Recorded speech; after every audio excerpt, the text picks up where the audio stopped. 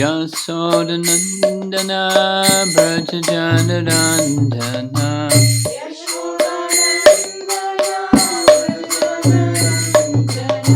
Jasodanandana Brajajanarandana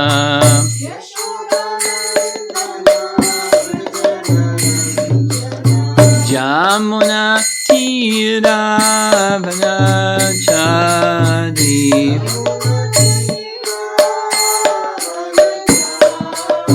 Jamuna Tira Vanachadi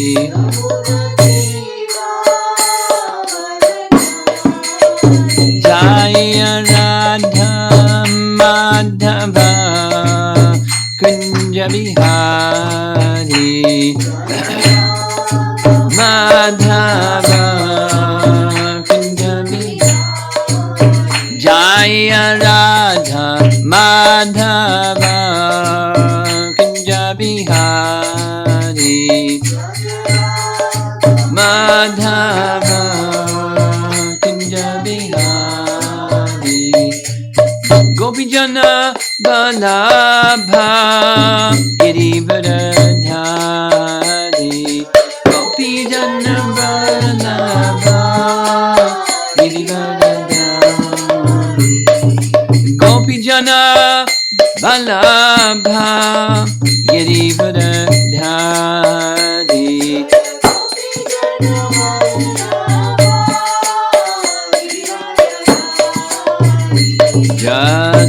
Jasodanandana Brajajanarandana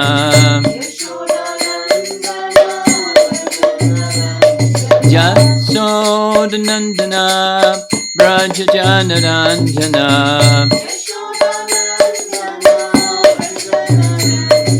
Jamuna Tira Vanachadi Jamuna Tira Vanachadi Jaya Radha Madhava Kunja Bihari Madhava Jaya Radha Madhava Kunja Bihari Madhava Kunja Bihari Jayo Vishnupad Paramahamsa Parividagacharya Astatarasatasi Srimad His Divine Grace A.C. Bhaktivedanta Swami Srila Prabhupada Ki Ananta Koti Vaishnavrinda Ki Gaur Premanandi.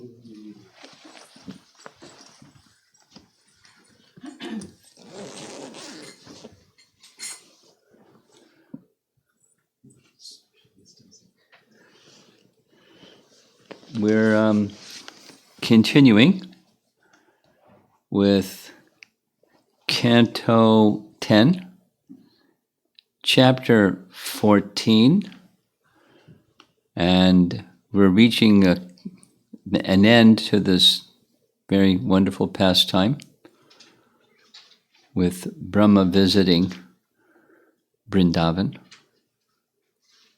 seeing the pastime of Krishna killing Aghasura and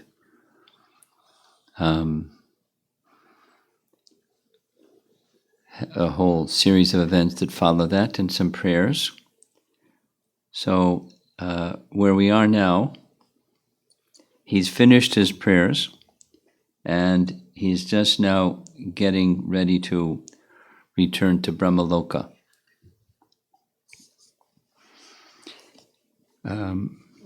Throughout his prayers, Krishna's been silent, and Brahma's not really sure how to take that, how to understand what that silence means. It can mean disapproval, it can mean different things. But he's at least requesting a glance from Krishna so that he can get confirmation that he can now return to Brahmaloka, having been taught something very wonderful by Krishna.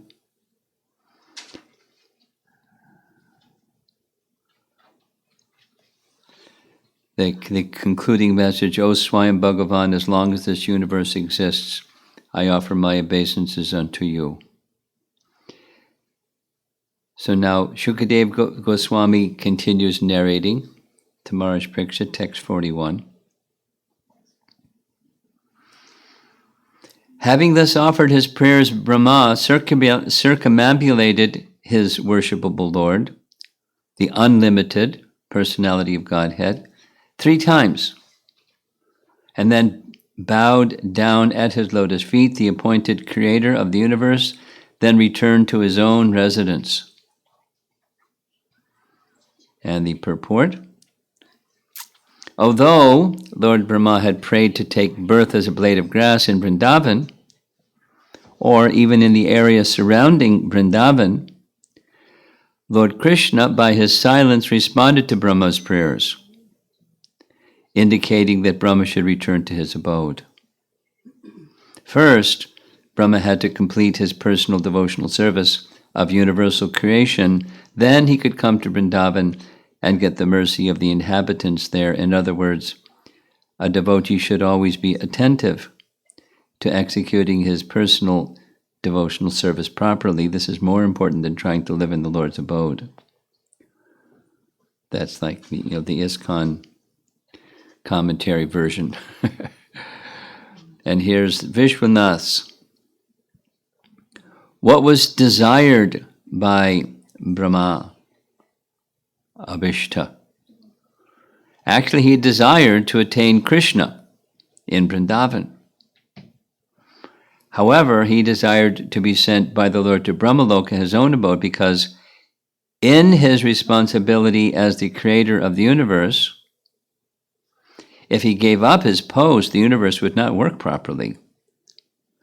According to the reasoning of Brahma Sutra, so there's a reference to Vedanta Sutra, Brahma Sutra, the Devatas remain in this world until the end of their tenure.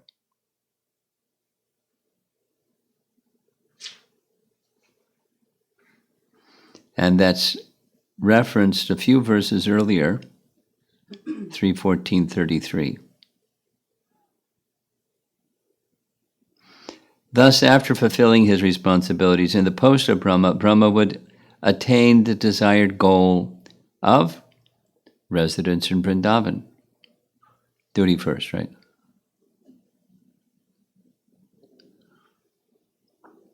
Jiva Goswami writes in his commentary in verse 41, Brahma praised in many ways the Lord who cannot be circumscribed or encompassed. He praised with devotion the Lord who pervades everywhere. Circumambulating Krishna 3 times, he departed for his abode, which was the desire of Krishna, who was silent when Brahma requested to be near Krishna.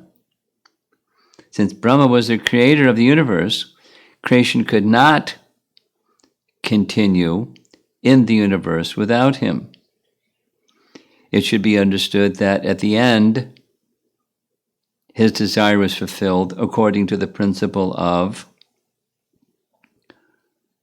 again, here's the Brahma Sutra reference, the rulers of the universe remain in the universe until the end of their designated period. So,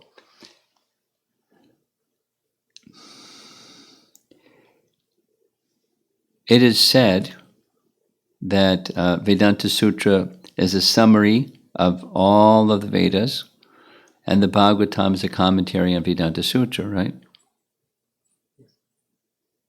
I'm looking at our hostesses. You with me? Vedanta Sutra is a summary of all the Vedas, and the Bhagavatam is a commentary on Vedanta Sutra. So in Vedanta Sutra, it says a certain statement, And the Bhagavatam is making the same statement, but explaining it. It's a commentary on Vedanta Sutra. So that's what's being said here. He, Brahma, has a post in the universe, and it's a very important one.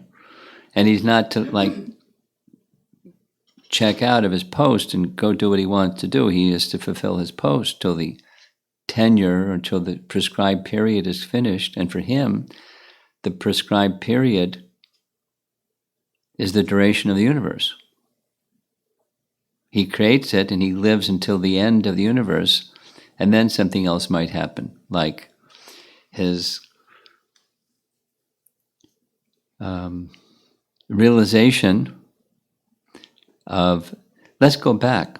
The realization specific here in this section is the unique position of Krishna as the source of everything. But didn't Brahma understand this even before creation? The answer is yes.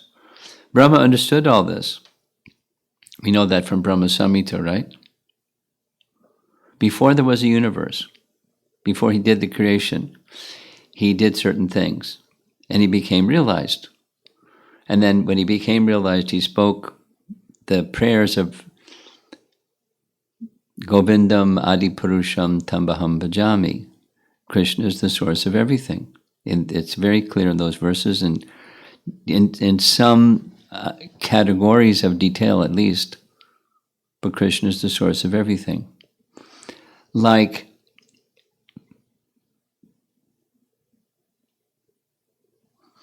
one of his prayers in this chapter 14, he speaks of, specifically, he addresses Krishna as being the source of the guna avatars. It includes himself, because he's one of the guna avatars, and the lila avatars. He's the source of the lila avatars. But for that matter, he's the source of all avatars. He's avatari. He is that one form of Krishna, is the source of all of the other forms of the Lord who appeared in the universe, and he's the source of the universes. But that was expressed in Brahma Samhita. Ramadi Murtisha Kala Neyamena Tishtan. Ramadi, beginning with Rama, etc. Murtisha. So there's so many forms of the Lord that appear in this world, and Krishna is the source of them all. Brahma already understood that. Now he's reiterating that. But so when the universes are created, which is also described in Brahma Samhita, and it's also described in the Brahma Sutra and elsewhere in the Rig Veda portion of the Vedas. So here's expanding some details, because Brahma is the creator. And so he knows all about the creation because that was his service. So he's returning, although he wants to be with Krishna, there in his eternal abode of Vrindavan, but he's going to have to wait. So Krishna wants him to return because there's some service waiting for him. Now, there's an interesting point. Both of these commentaries speak, if he gave up his post, the universe would not work properly. So the creator of the universe, there's a maintainer of the universe and destroyer of the universe, but that doesn't mean it's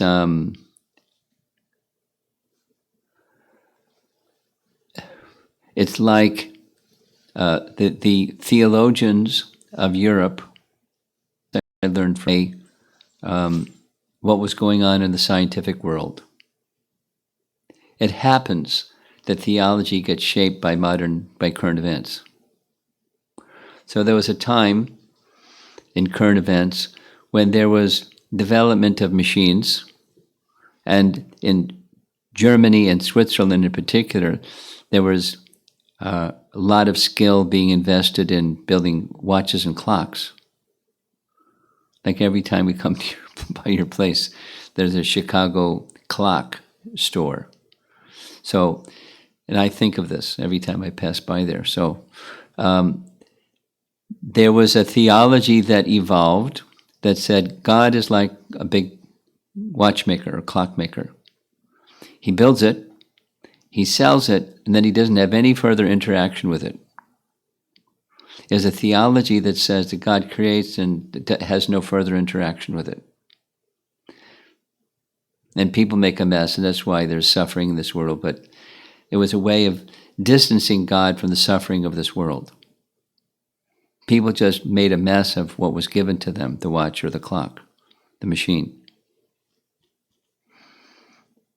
Again, the purpose was to give an explanation of God's involvement with creation like the watchmaker. He's not responsible how people use the watch, he just makes a good watch. So the creation was a good creation, people made a mess of it, and so they suffered. So there is another theology that says there's an ongoing involvement with Vishnu, who is the source of everything, and the creation. He's not involved in it, but he's not, it doesn't exist without him. It doesn't exist apart from him. That's a different theology or conception of God and who we are and what this world is. And now we're coming to Brahma again. He's not the original creator, he's the secondary creator. Secondary creator means, according to the language of the Bhagavatam, there's the primary creation and there's a secondary creation. That's our English translation of there's what Lord Vishnu does and what Brahma does. Sarga is what Vishnu does, and Visarga is what Brahma does. Sarga and Visarga. Those are two of the 10 topics in the Bhagavatam. And so Brahma's creation isn't just like he builds the watch and walks away. There's some ongoing responsibility, like when the demigods have a problem. Every now and then demigods have a problem and they go to Brahma, help, we got a problem. Like when, for example, when Hiranyaksha did what he did to cause the earth to fall out of its orbit, the demigods went to Brahma and said, help, the earth planet just fell out. They're not like, oh, well, what's one planet out of so many planets? They were concerned. Someone's at your door.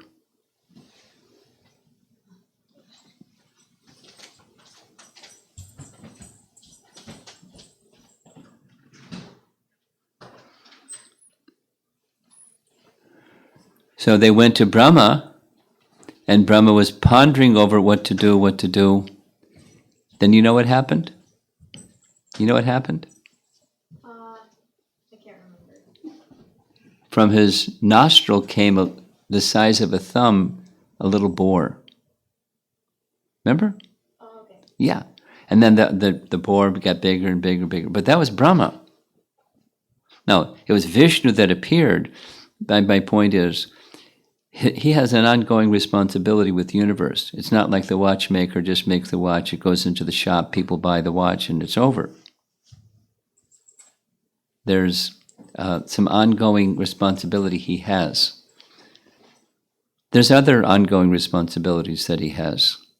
And here's another one. We learned this, we discussed it in Brahma's prayers. Verse 33 from this chapter, you can go back and look at it later. Brahma speaks of himself as one of 11 presiding deities of the senses. There's senses, but senses don't work without presiding deities. And the presiding deities can't make the senses work without Supersoul. So he, Brahma, is one of 11 presiding deities of the senses, and he presides over intelligence. And without going through the whole long list, he has an ongoing function with the universe. So if he checked out, like, I want to be with Krishna, I'm out of here, then the universe wouldn't function properly. People wouldn't be able to be intelligent. I mean, they couldn't exercise their intelligence without the predominating deity overseeing it. And so he's the creator, but there's an ongoing creation responsibility with being the creator. Besides, it has to happen every day. There's this sub-creation, partial creation, every day. Somebody's got to do that. That's part of the cycle of things. Because he has his night, and during his night, there's a partial devastation. And then it becomes morning, Brahma's morning, and Brahma has to recreate that which was dissolved, the lower planetary systems.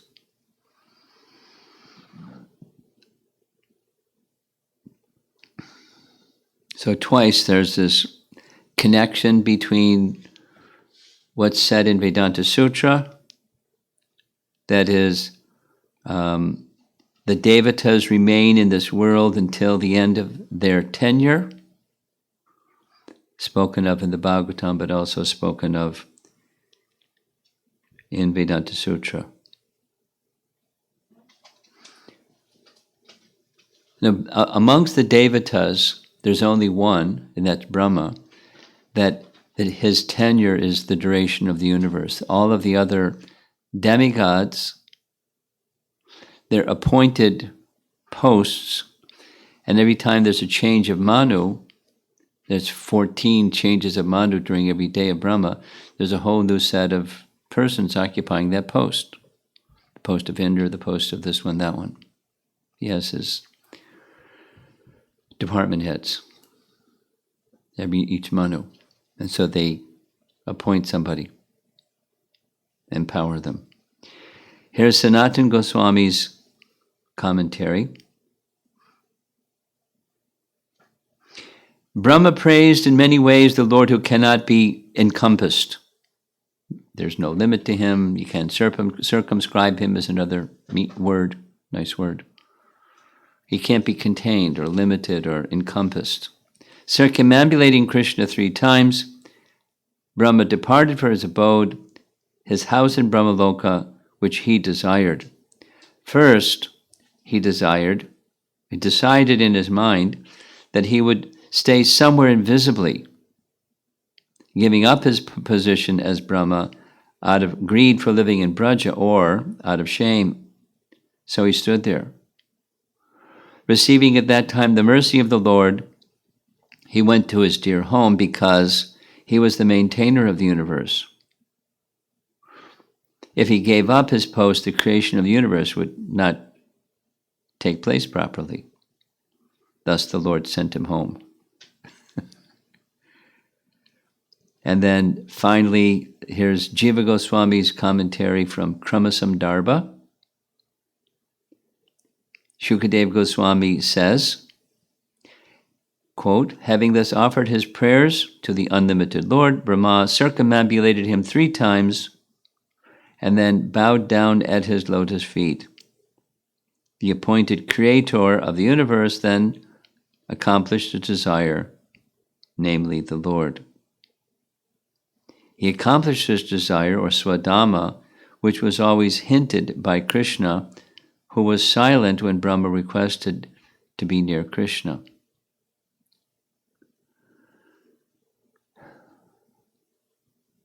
So that's the end of the commentary for this particular verse.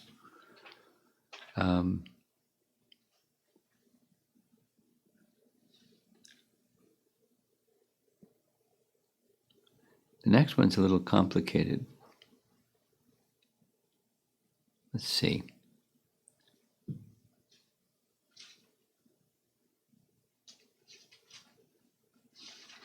I'll discuss it. Would you want to hear some complicated description? We touched on this a while ago. Okay, so here's the question.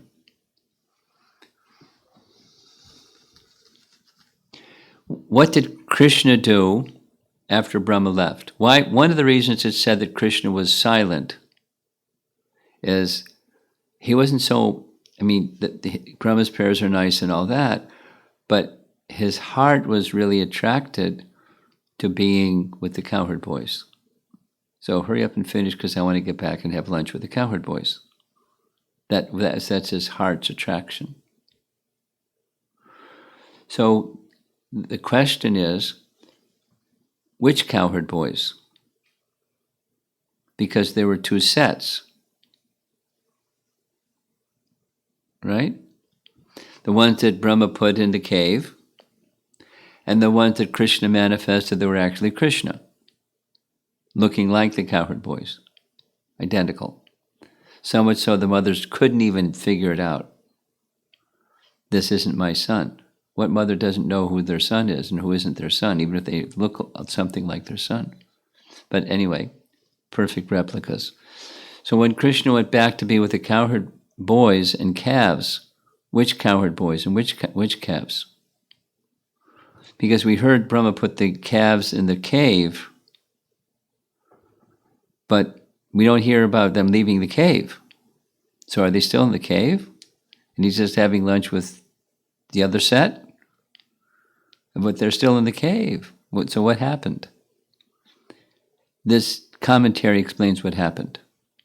And it's a little complicated. And some of the commentary explains it a little differently.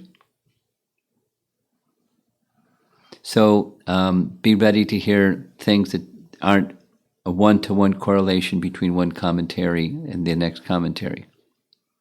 Fasten your seatbelt. It's a little different. So this is text 42. After granting his son Brahma permission to leave, the Supreme Personality of Godhead took the calves who were still where they had been a year earlier and brought them to the riverbank where he had been taking his meal, where his cowherd boyfriends remained, just as before. So let's go back to chapter 13. The trick that Brahma played was, as the calves were grazing, eating grass while the boys were having lunch, they started wandering here and there. The boys looked around and said, hey, the calves have seemed to have gone some other place. Let's go. We have to go get them. And Krishna said, no. You finish your lunch, I'll retrieve them. And that was part of the plan. So while Krishna's gone, Brahma had kidnapped the calves, put them in the cave. Krishna's looking for the calves.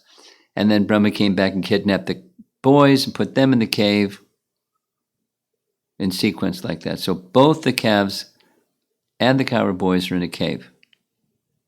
That's chapter 13. Now we're hearing Krishna had gone to find the calves, and he found the calves and brought them back to where the cowherd boys, and there were the cowherd boys. So what about the ones in the cave? It's the same question Brahma had. How's there two sets? So which of the two sets is it? That's the question. This is the BBT commentary or purport. The word Svabhuvam, or to his own son, indicates that Lord Krishna forgave the offense that Brahma had committed and treated him with affection as his son. It is stated in this verse that, get ready, the original cowherd boyfriends and calves were situated just as before, near the bank of the river Jamuna and in the forest respectively. Previously the calves had disappeared within the forest, and Krishna had gone to search for them. Not finding them, the Lord had returned to the riverbank to discuss the situation with his cowherd boyfriends, but they had also disappeared. That's chapter 13. Now, the cows were once again in the forest, and the boy friends once again on the bank of the river. ready to take their lunch. According to Srila Sanatana Goswami, the calves and boys remained in the forest and on the riverbank, respectively, for 1 full year. Lord Brahma did not actually take them away to another place. Wait a minute.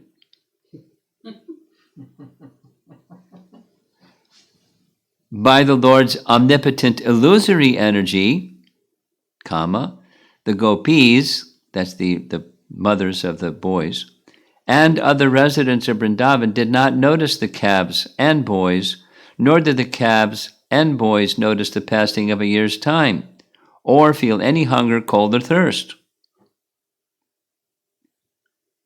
All this was part of the pastime arranged by the Lord's illusory potency.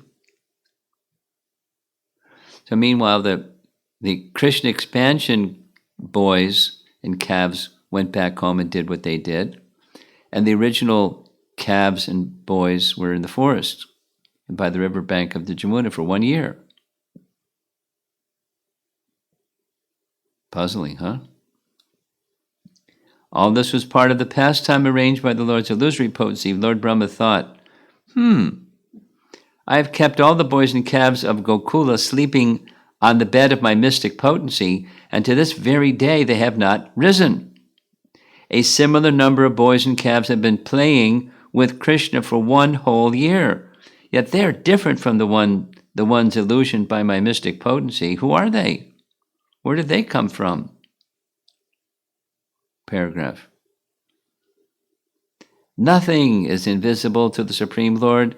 Thus Lord Krishna appeared to be searching for the calves and boys, only to enact the dramatic pastime of bewildering Lord Brahma. After Brahma surrendered and offered prayers, Lord Krishna returned to the original boys and calves, who appeared exactly as before, although their size had somewhat increased because of 1 year's growth. Pretty cool, huh? Final paragraph. According to Srila Vishwanath Chakravarti Thakur, since Lord Krishna was playing exactly like an innocent young cowherd boy in Vrindavan, after four-headed Brahma offered his prayers, the Lord maintained his role as a young cowherd boy and thus remained silent before Brahma. Krishna's silence indicates the following thoughts, quote, where did this four-headed Brahma come from? What is he doing? What are these words he keeps on speaking? I'm busy looking for my calves. I'm just a cowherd boy and I don't understand all this.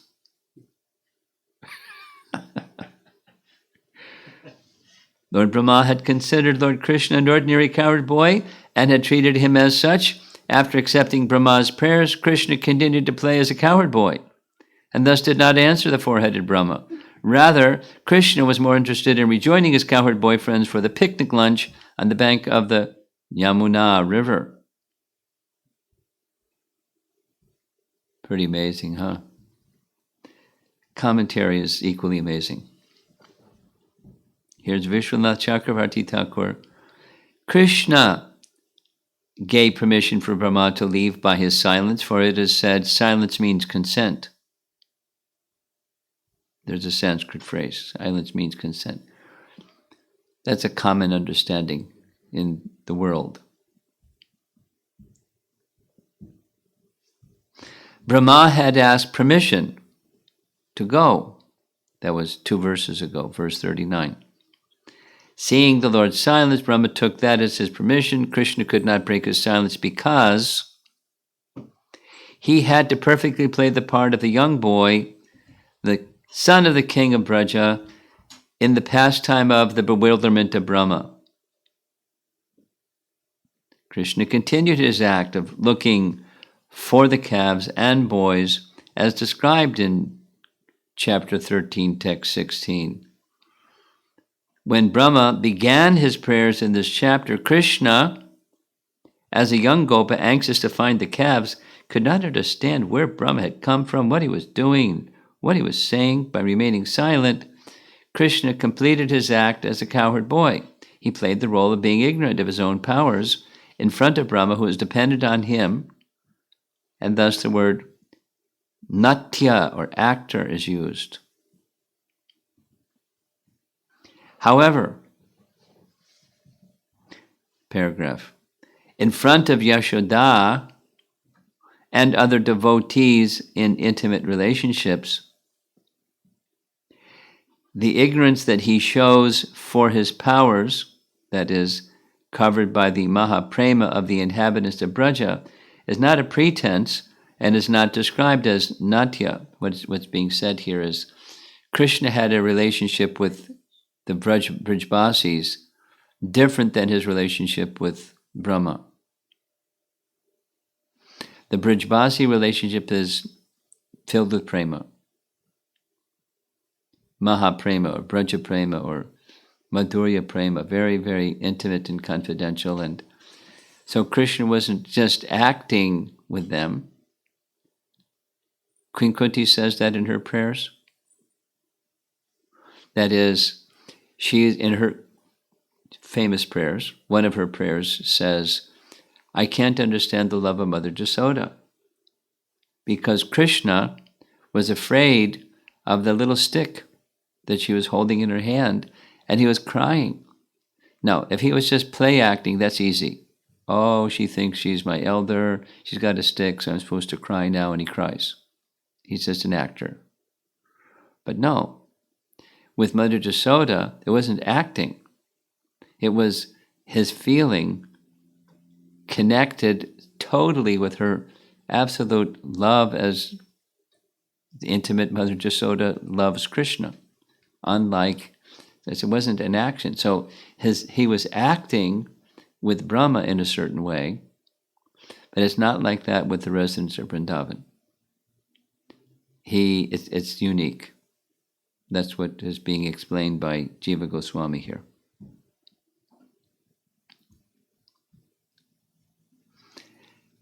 That ignorance is real. It's real meaning it's of the internal potency. Krishna brought the calves, absorbed in eating grass, back to the same place on the bank of the river. That place was the same as before, with the cowherd boys sitting in the same positions, waiting for lunch for 1 year.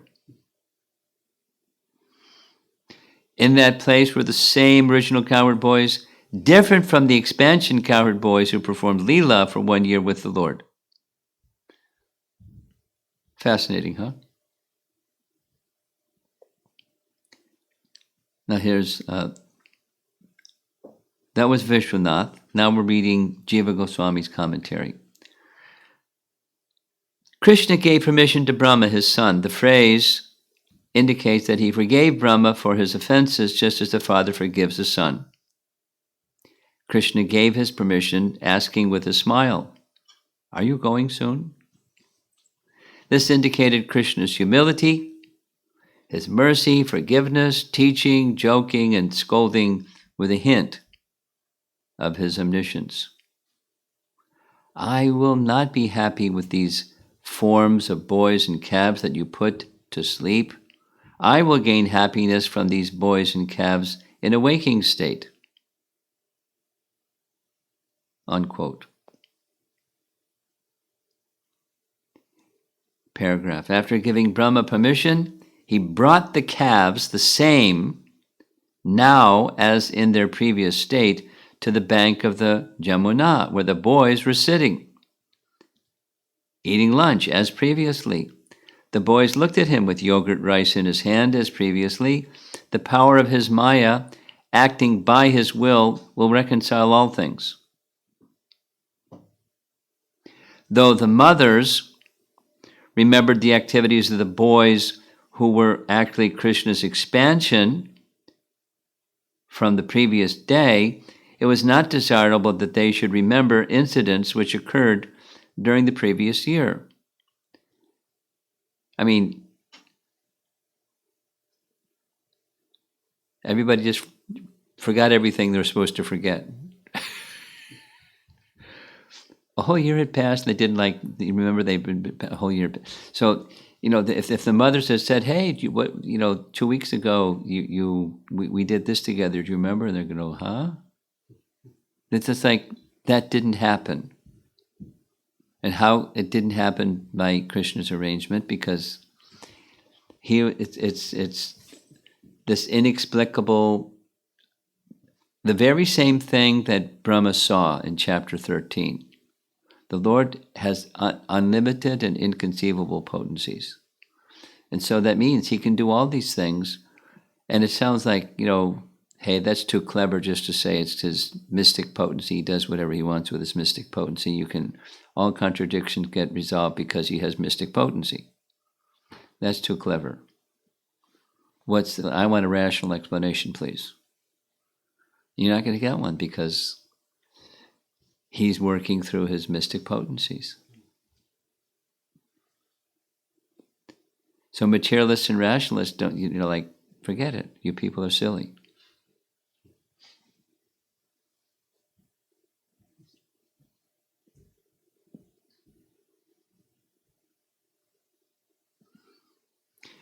Though the mothers remembered the activities of the boys who were actually Krishna's expansion from the previous day, it was not desirable they should remember incidents which occurred during the previous year. And here is Sanatana Goswami. It's kind of lengthy. Brahma did not leave only by his will. Krishna gave permission to Brahma forgiving for his offenses. After that, Krishna brought the original calves to the bank where the boys had been eating, or where the calves had been. The calves had been in the forest, or on the river bank at another place. Brahma brought the calves and boys back. This is a slightly different version. Or the Lord brought them back. It is clear that the boys remained in illusion at that place for 1 year, for it is said that Krishna brought only the calves back. He had previously gone to get the calves to pacify the anxious boys. It does not say that they came from somewhere and again sat there. With the disappearance of Maya, they were sitting on the bank for eating their meal. Paragraph. But this was not visible. Why could other cowherds not see them there? Did they not suffer from cold wind during that time? Was it because of powerful illusion? Though the Lord saw this condition of the boys, why was he indifferent?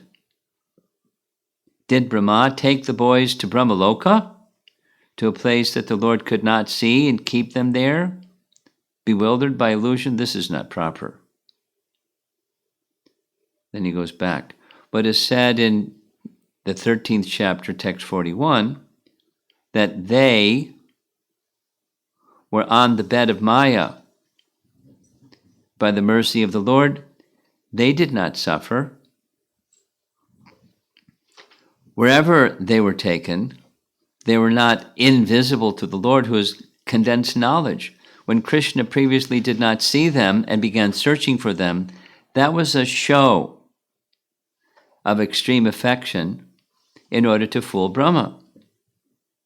That was previously stated. Thus the boys were situated at that place. In other words, Krishna had to go look for, but he already knows where they are. Doesn't have to go look. Like, Ram looking for Sita. Well, he's omniscient.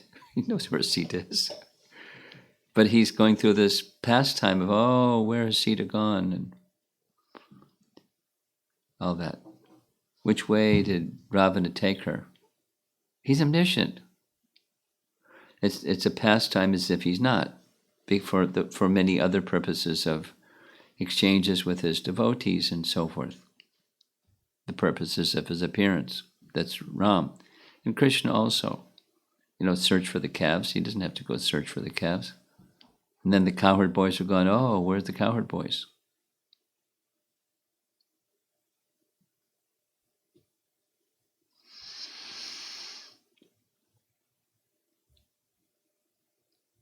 Sridhar Swami says, Sridhar Swami is the commentator who lived before Chaitanya Mahaprabhu.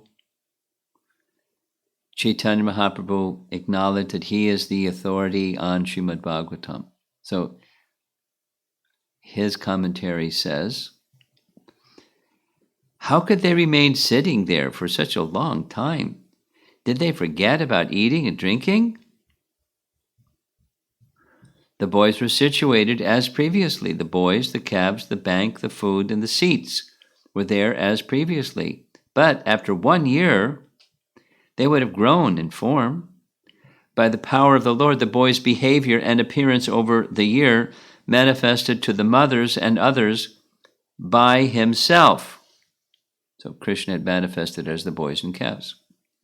Otherwise, there would be some difference between the boys of the previous year and now.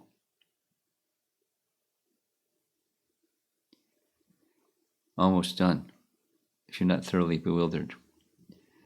Jiva Goswami is very similar to what was written earlier, in short. After granting his son Brahma permission to leave, the Lord took the previous calves and brought them to the riverbank where he had been taking his meal and where previous cowherd boyfriends remained, just as before.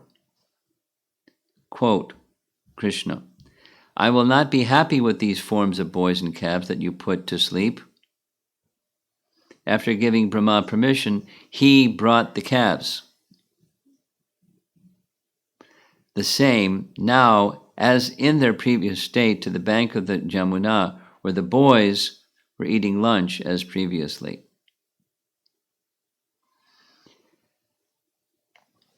So there's slightly different things being said by our different acharyas. And, don't ask me to sort it out.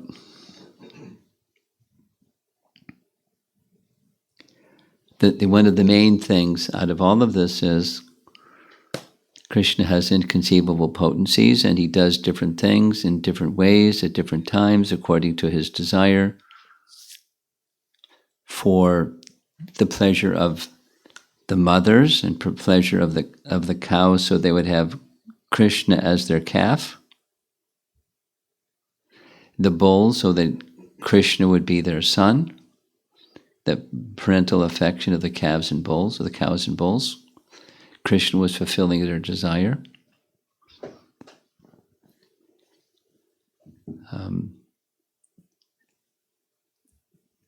He was arranging so that on the one hand, Brahma could see, in fact, the unlimitedness of his unlimited and inconceivable potencies.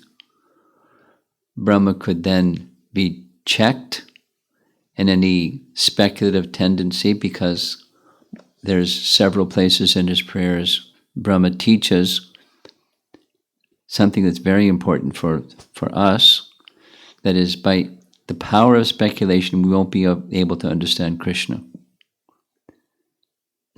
One of the celebrated verses, Jnane Prayasa Udapasya Namanta Eva. We've been referring to that over and over again. It's verse number 3 of chapter 14.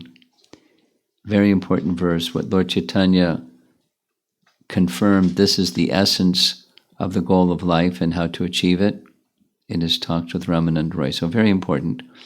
So he is just now reiterating one of the fundamental teachings of bhakti. One of the fundamental teachings of bhakti is that it's devoid of fruitive intention and speculative tendency.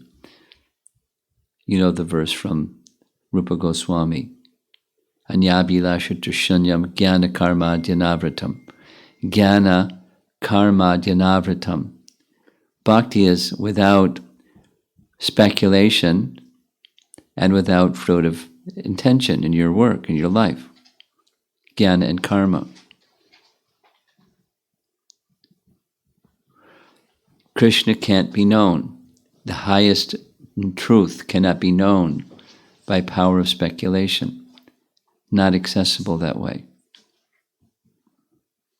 So it's being confirmed by Brahma in his prayers. So he had the direct experience, and he's just repeating it again because it's good for us to hear things repeatedly so we can understand them nicely. And so many purposes without listing them all. Krishna is fulfilling many, many purposes.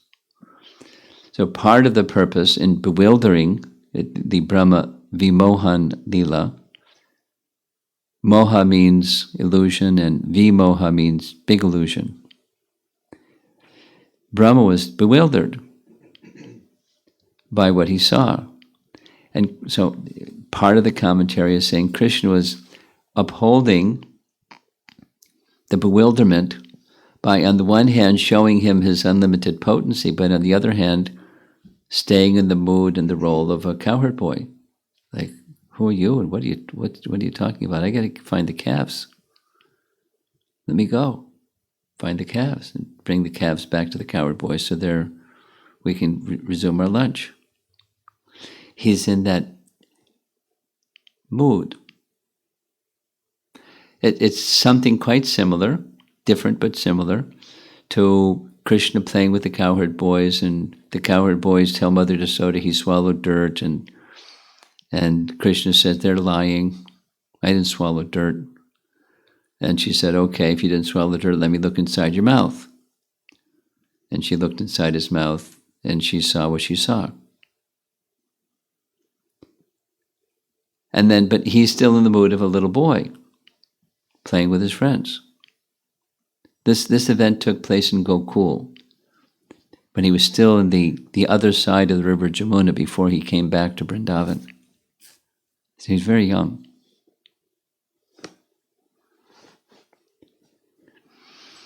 And this pastime is also when he's very young, because he's not yet taking care of the cows. He's just taking care of calves. He's very young. And he's this very young boy with yogurt and fruit in his hand, just looking at Krishna, Brahma, not saying anything. So there's his divinity and there's his simplicity, or Braja mood. Brahma is not the same. His love is not the same as Mother Yasoda. So when Mother Yasoda sees Krishna's opulence like that, she can't believe what she saw. I better go lie down. I better go see a doctor. I'm not feeling well. I'm seeing things. So she can't believe it. But Brahma can understand it. So he's speaking to Krishna as if all of what he just saw is the omnipotence of Krishna. Mother Yasoda can't see the omnipotence of Krishna, although he shows it to her. This is part of this whole message that comes from verse 31 on. The residents of Vrindavan are in this unique position. Their love for Krishna is so strong. They cannot see his divinity. We had several discussions on this topic. Sometimes, for the residents of Vrindavan, Krishna pulls back the curtain. We discussed some of those situations. Krishna pulls back the curtain. Like Mother Yasoda looking in Krishna's mouth, that's one. Sometimes Krishna does that with the elders. And we'll just mention them. When this was a pastime for Krishna to give his mercy to Varuna, and when giving the mercy to Varuna, so Varuna's associates, they kidnapped Brahma when he was taking bath on the Dwadasi day, that they thought it was the wrong time, so they kidnapped him, took him to the abode of Varuna. Krishna was sent to go find Nanda. He found Nanda in the abode of Varuna. And Varuna got off his throne and started worshiping Krishna right in front of Nanda, who, when he went back, said, "Whoa, who is this boy?" He was worshipped by Varuna. So Varuna understands him differently than we understand him. Who is he? And then they started saying so many things. Well, whoever he may be, he's naughty and he steals butter and he cries and he does, they just kind of like forgot all about what he saw.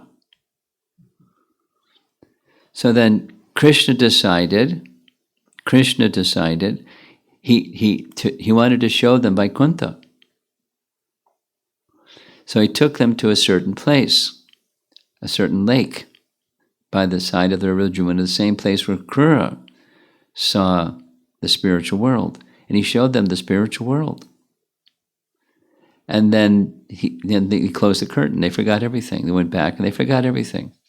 They forgot everything. But he showed him, and then he closed the curtain.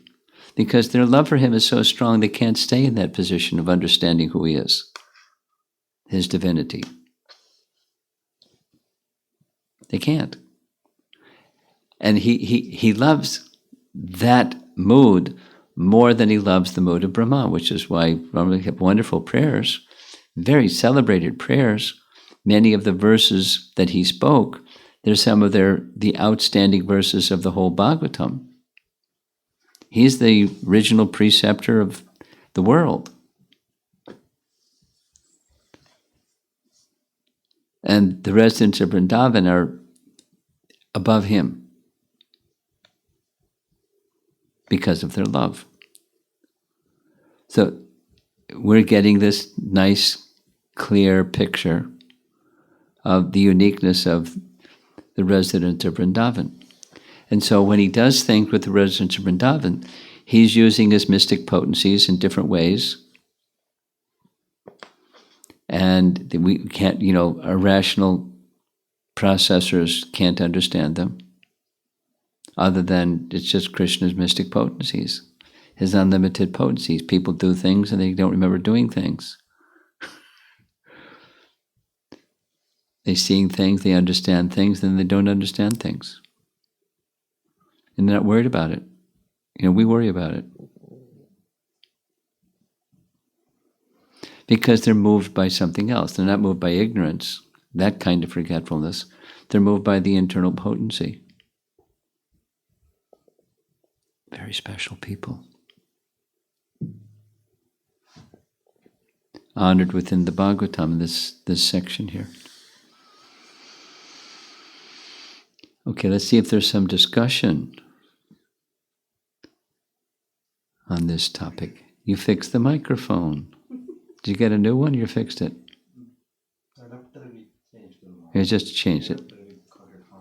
Okay. One of the benefits of having a day off of work, right? There was one extra in my home, so we used it. Oh. Okay. Okay, so now discussion. Anyone who's in the room here would like to have some topic discussed a little bit? If not, we'll go right to the online ones. Okay. Question from Sri Radhika Mataji. I have heard that to repent further, Lord Brahma went to Navadvipa to perform austerities and became Haridas Thakur. Since Lord Brahma is a Jiva, was his post taken by someone else?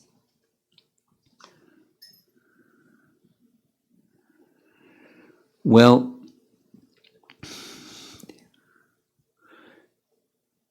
no. And I say that firmly based upon a very nice understanding that's found in Brihat Bhagavatamrita and Srila Prabhupada's morning walk in Juhu. And I can give some detail, but the principle is these exalted personalities, to assist Krishna in Krishna's pastimes and his service, they can expand themselves.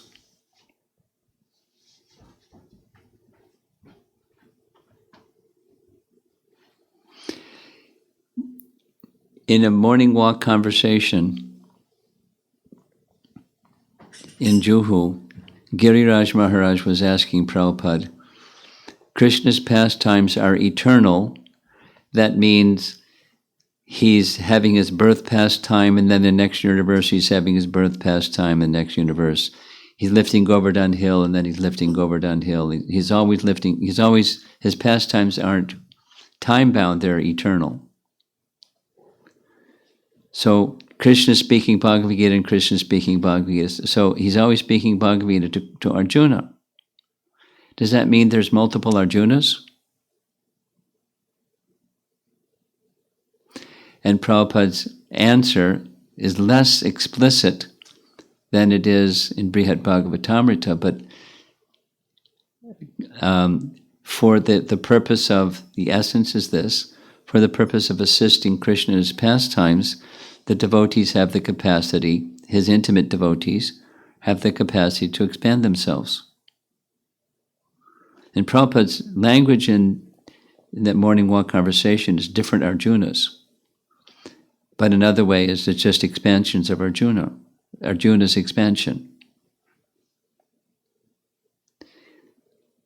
In Brihad Bhagavatamrita, the context is Gopakumar sees Narada here, there, and elsewhere. And he sees the Kumaras here, there, and elsewhere. And he's like, what are you doing here? I thought you were over there. In different parts of creation and the spiritual world.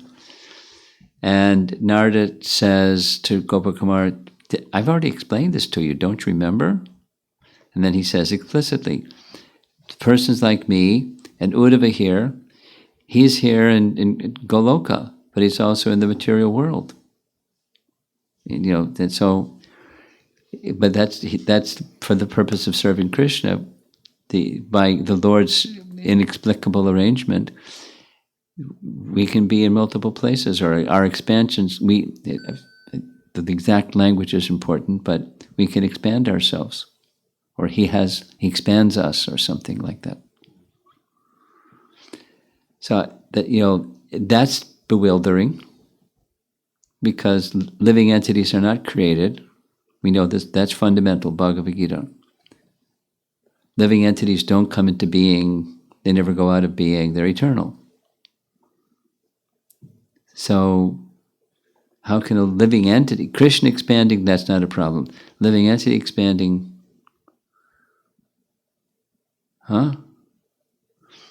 But for the purpose of Krishna's pleasure, they can have their expansions. In Prabhupada's statement in Juhu, they're different Arjunas, but it's not like a different jiva, different jiva, different jiva. It's Arjuna's expansions.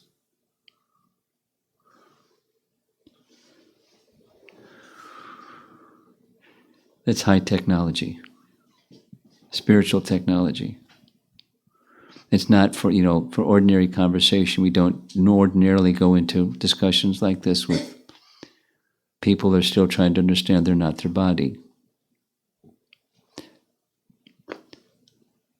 But elevated souls, for a purpose of serving Krishna, can do things like that. No. Besides being bewildered, does that answer your question? Yeah, that's Sri Radhika Mati. Oh, Sri Radhika, okay. Yeah, I was thinking, Guru Maharaj, in Mahabharata, Yamaraj came as Vidura and also Yudhishthir. 2 expansions. Well, Yamaraj also came as the Yaksha that came out of the lake.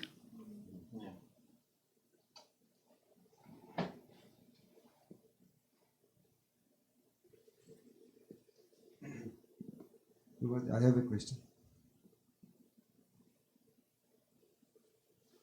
No, before my question, I was thinking, Guru Maharaj, Did you say that Yudhishthir he was the son of, not he was.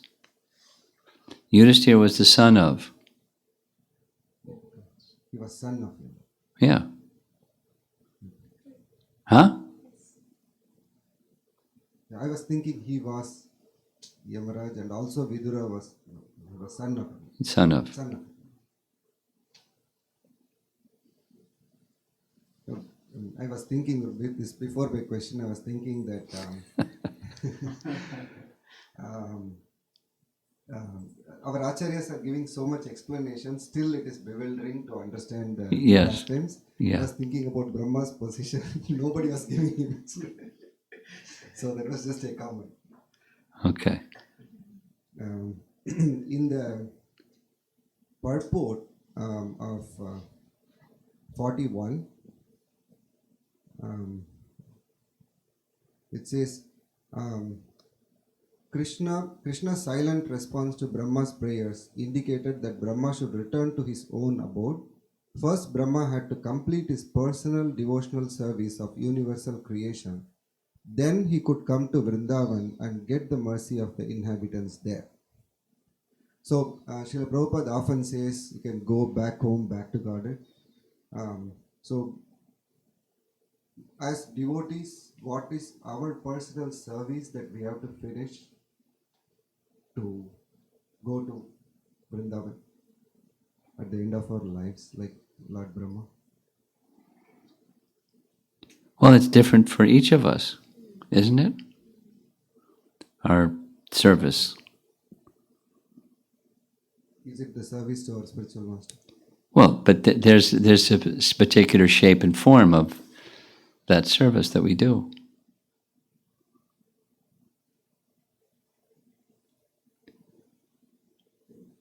Can you explain? Well, I'm a sannyasi. I don't have a wife and children. You have a wife and children. My service and yours are different. That is Varnashram service. Yeah, that's service.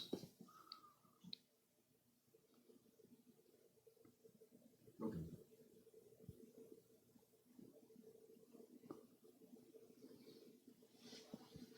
So more online question.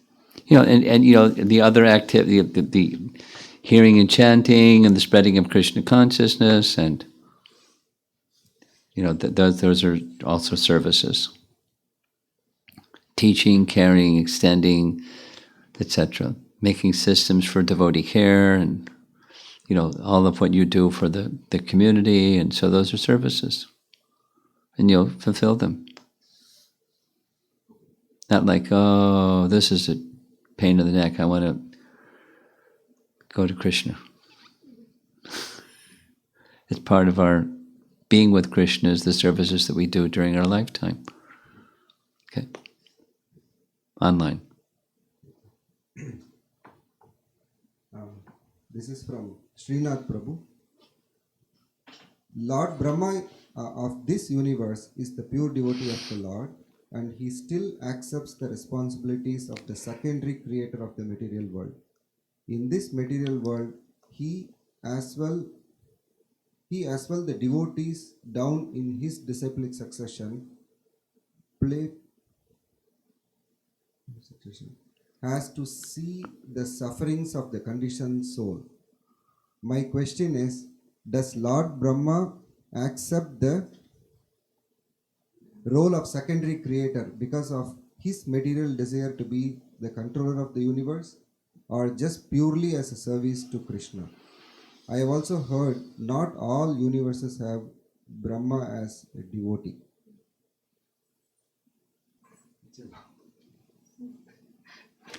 I don't know where he's hearing from.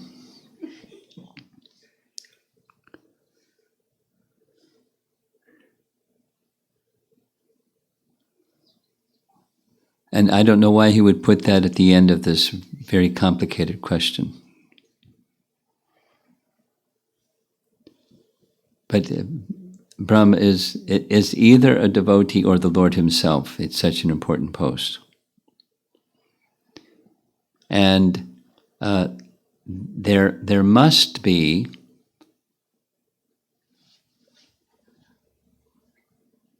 some desire for control. Otherwise, why would one become a Lord Brahma? One wouldn't become a Lord Brahma. If there's no desire for control, one would go to the spiritual world and do spiritual world things. Whatever one's relationship with Krishna is.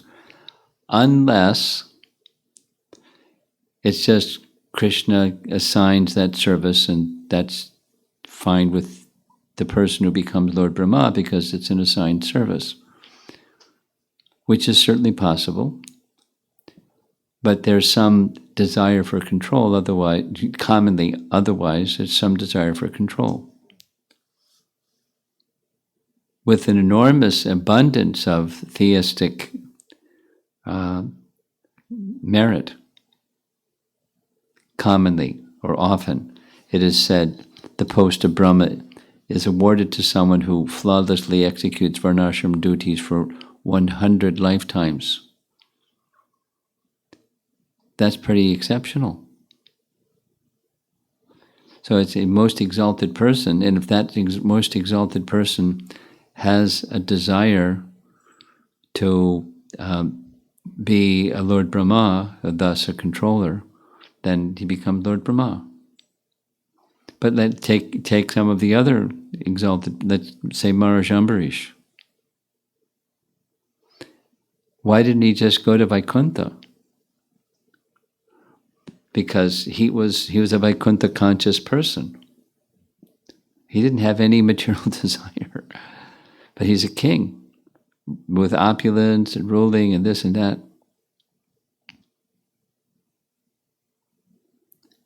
Or Priyavrata. He was beyond any interest in anything material, and it took 3 of the 12 Mahajans to gang up on him and convince him to become a king. He didn't want to become a king, but a king was needed. And to be in that position of king, then his reservation was some attachment would come. The promise was given, you become attached, but you'll become free from that attachment. So become the king. So he agreed. And he became attached. And then he became free from attachment. So, whether it's, simply because the Lord tapped him on the shoulder and said, hey, I need a qualified Brahma. Can you do that qualified Brahma service, please? Whether it was that or, if you so desire, I'm ready to be the Lord Brahma of this universe or one of the universes or whatever. So either way, it's the most qualified person who is Lord Brahma in each universe. And he's always a devotee. I don't know where he got that idea. Okay. Question from Kirti Prabhu. Did the residents of Vraja forget their loving experience they had during the 1 year that the boys and cows were kidnapped? They must have remembered something that enhanced their love for Krishna. Could you please elaborate, Maharaj?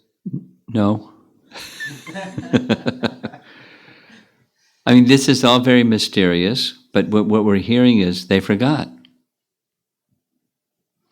Just like Nanda Maharaj forgot what he saw in the river Jamuna when Krishna took them there and saw the spiritual world, saw Vaikuntha. He revealed the whole thing, and then they forgot. So their logic is they must remember something. So what? Can you elaborate, please? By Krishna's potencies, they forgot.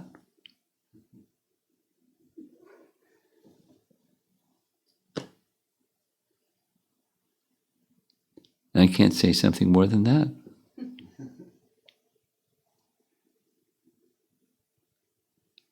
Another question from Sri Radhika Mataji. On the point that silence means consent, sometimes we remain silent. Yes. Because we do not have a relationship Yes. wherein the person will be open to our suggestion. Yes, and there's other reasons we may remain silent besides consent. Is there a way to navigate this territory of not appearing like we are giving our consent, since we are only remaining silent because the situation is beyond our sphere of influence? Well, there may be other reasons besides that one reason why you remain silent. It may not be timely. It's so many other reasons. And how do you navigate the territory? You use your intelligence. It's not appropriate for this reason, that reason, the other reason. So it's not a universal law. You have to use your intelligence when I should remain silent and when I should speak, and when I should speak and how I should speak and to whom I should speak, and it requires intelligence. That's how you navigate.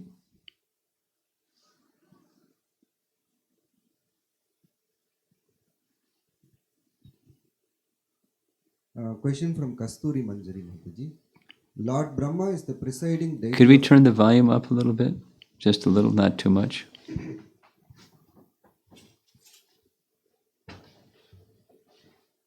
Go ahead, speak. Lord Brahma is the presiding deity of intelligence. Is it material intelligence? Yes. Spiritual intelligence comes directly from Supersoul.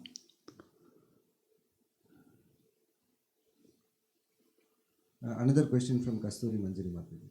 In Srimad Bhagavatam 4th canto 24th chapter 35th shloka, it says that Pradyumna is presiding deity of intelligence. How to reconcile these two? I'm not sure. My understand, the Sankhya system, this presiding deity of is mentioned in this canto, Canto 10, Chapter 14. It's also mentioned in Canto 3, Chapter 26. That's the Sankhya section. Now, Pradyumna being the presiding deity of intelligence, it may mean, I'm not sure, it may mean that Brahma, to get the power to do what Brahma does, derives that power from Pradyumna.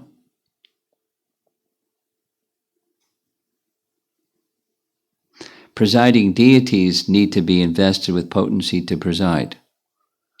And Pradyumna is of the spiritual dimension. He presides over what Brahma does.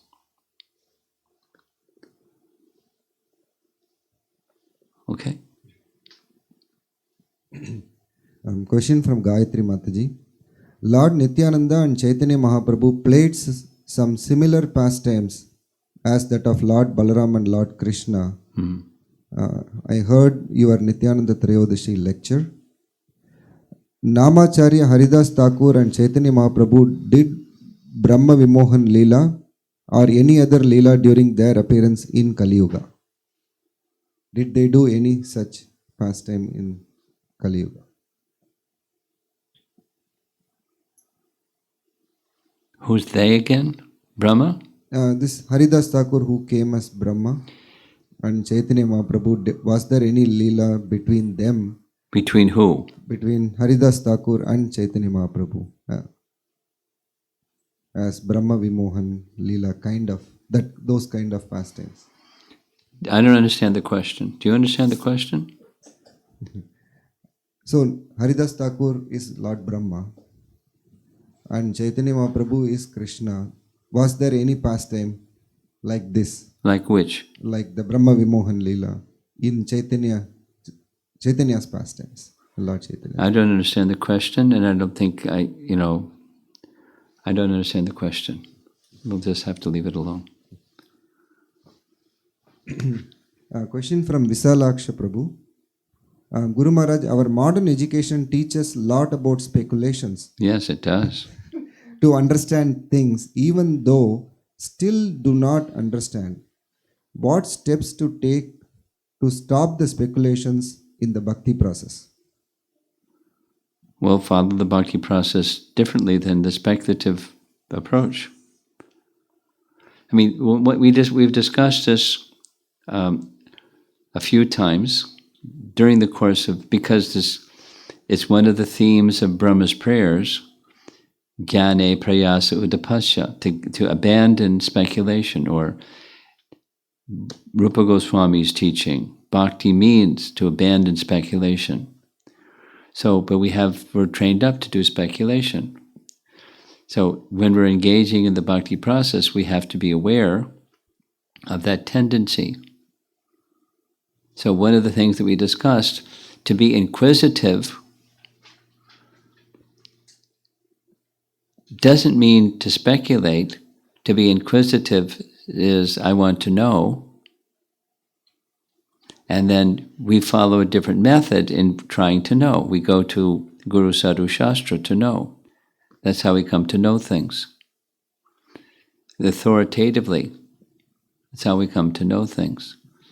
I mean, the classic example that Prabhupada would give, the little boy asks his father, what's that? And father says, it's watch. And the little boy doesn't know what a watch is, but the little boy says, it's a watch. So his knowledge is perfect. He doesn't have a full understanding of watches and watchness, but he just says, it's a watch. And so his knowledge is perfect, hearing from the authority, his father. So using that very simple comparison, to avoid speculation, but we want to know, we go to Guru Sadhu Shastra and we hear Krishna is the source of everything. Now what do we can understand about that? How can we even wrap our mind around there is a source of everything, and that source of everything is a person, and that person is the medium-sized Krishna who plays a flute? And how are we going to get our mind around that one? By speculation. You can't. By speculation, you can't. But by authority, you can. You want to know, you go to the authority and you hear.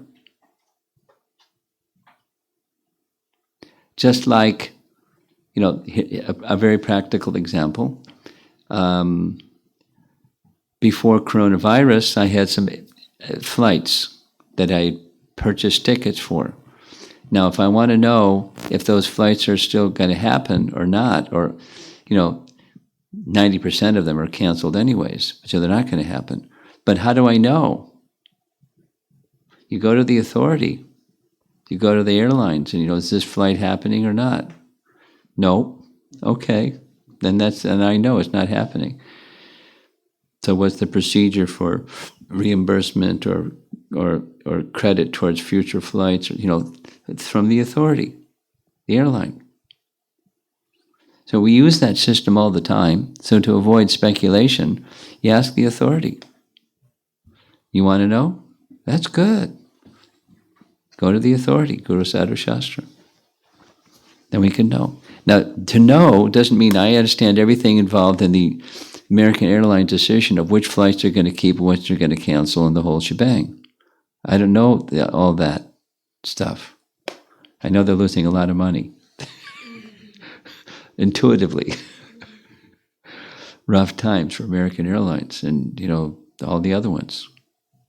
So, I may not understand everything about watchness. I may not understand everything about Krishna-ness, the Krishna Tattva. But he's the source of everything. And I can gradually start to understand more, not by speculative method, but by descending knowledge and by the medium of bhakti, and then things become revealed. That's my faith, and it's my experience. Things become revealed through bhakti, through serving Krishna. I can understand things today that I didn't understand, so many years ago before I was engaged in bhakti. My experience of the world around me and experience of ultimate reality is a very, very different experience today than it was before. And it's not just, I believe. It's a different paradigm, different experience.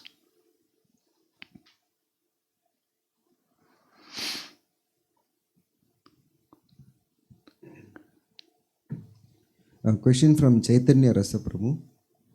Hare Krishna Guru Maharaj, what was the purpose of Krishna showing the spiritual world to Vrajavasis? Krishna's desire. He was fulfilling a desire. They want to know about me. Okay, I'll show them. And then close the curtain. He didn't have to do that. He wanted to do that. They wanted to know about him. He wanted to reciprocate with them. He opened the curtain and closed the curtain. They forgot everything.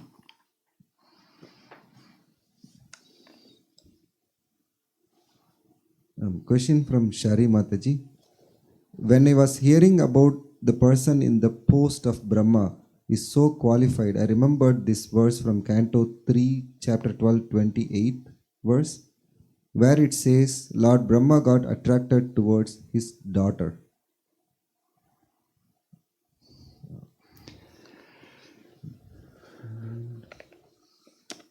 So, how to understand this? I remember discussing this with her, asking this question in St. Louis. And it was one of those back and forth, yeah, but things.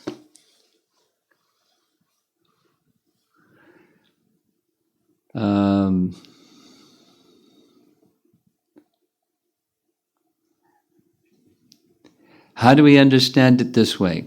Api chet sudaracharo bhajate mama nanyabak. Sadhureva samantavya. That's how we understand it. She can look up the verse. She knows the verse. So it's durachar. What he did was durachar. So how do we understand it? Sadhu. Not the behavior. The bad behavior was a sadhu's bad, proper behavior. But it's durachar. But we see him as sadhu. And we see it as like Prabhupada's explanation. I like he used the word tidal wave, and now it's tsunami, but it's the same thing. The tide comes in, the tide goes out. The tide comes in, the tide goes out. And then something special happens, and there's this tidal wave or tsunami that comes and completely covers everything, devastates everything. And then when the water recedes, the tide comes in, the tide comes out.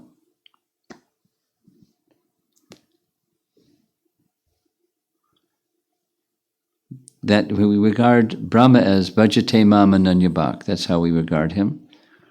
And the bad behavior is circumstantial. He's a jiva, he's not super soul.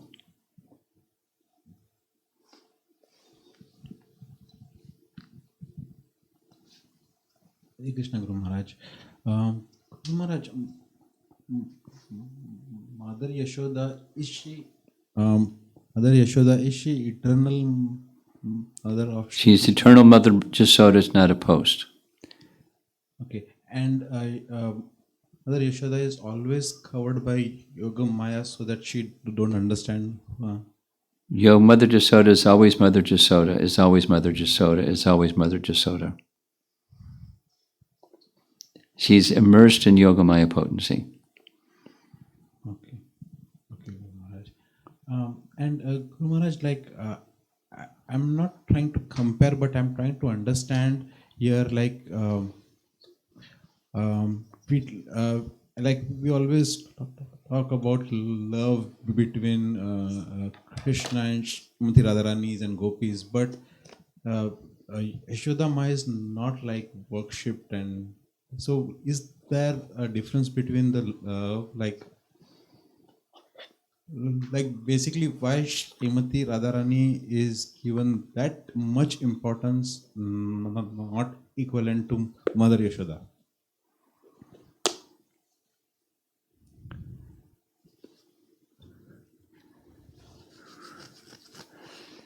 We are not giving equal time to Mother Jasoda.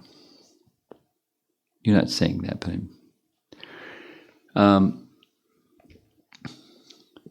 we're not. That's a comment. We're not egalitarians. Yeah. Okay, but Radha is his Ladini Shakti. There's Shaktiman and Shakti. That's not Mother Jasoda, it's Radha. And the gopis are her expansions. The sun and the sunshine, Shaktiman and Shakti.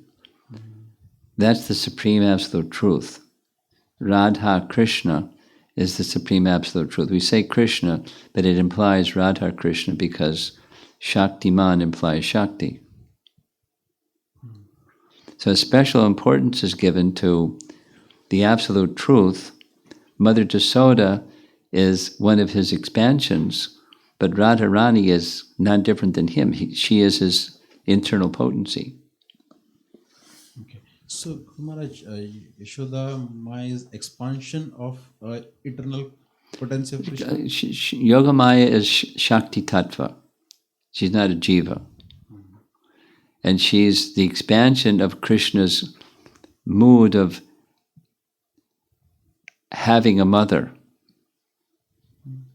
She's motherness personified in the spiritual realm. But it's not like once upon a time Krishna thought, gee, I'd like to have a mother. And then, boop, there's Mother Jasoda. She's in that position eternally. But it's a rasa of paternal, maternal affection. And she's the embodiment of that. And one follow-up question, Guru Maharaj. There are like Nitya Siddha and Sadhana Siddha. So Mother Yashoda is Nitya Siddha. She is always eternal associate of Lord Krishna. She's not even Nitya Siddha, because that's indicating the position of jivas. I mean, you could say Nitya Siddha because she's always perfect. But commonly that terminology applies to jivas. There's these categories of jivas. Some are eternally perfect. Some are eternally conditioned. And some are become perfect by mercy, kripa siddha. So, but yes, what you're saying is correct. But commonly that terminology applies to jivas, not to Mother Jasoda, because she's not a jiva. So, Guru Maharaj, any sadhana devotee can attain the mood of Yashodama, like if they practice, They can assist her, but they can't become her. they can. Okay. You're asking the same question through the back door. They can't become her, they can be her assistant, in her mood to assist her. Yes, that's what my question was. Okay. Okay. Yeah. Parental affection, yes. And being the assistant of her in parental affection, yes. The elder gopis are in that category.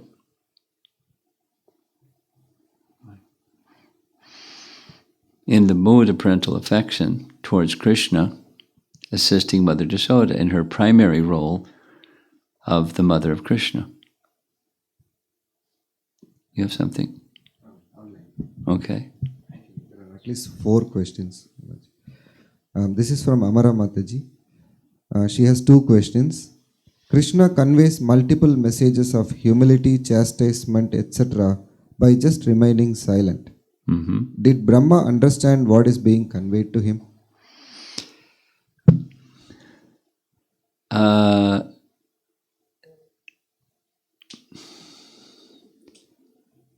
If our acharyas understood, then quite possibly Brahma understood. I mean, our acharyas are, in one sense, they're in a higher level than Brahma, because they're steeped in Braja Prem, following the residents of Braja.